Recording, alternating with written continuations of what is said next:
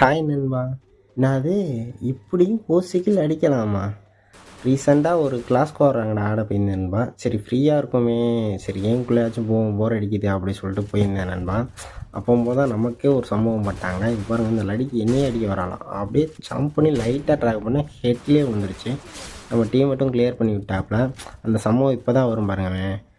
இந்த என் டீம்மேட் பதறிச்சு ஓர்வி வர்றாரா.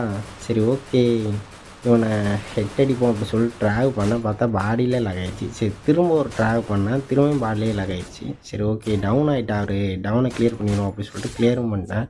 இப்போ பாருங்கள், இவனுக்கு அடிச்சிட்டேன், 14 தான் போச்சு. சரி ஓகே இரு வரேன் அப்படி சொல்கிறப்பனே என் டீம்மேட் என்கிட்டேருந்து ஓசியில் வச்சிட்டாரு. அடா ப்ரோ அது ஏன் கில்லே ப்ரோ அப்படி சொன்னேன்.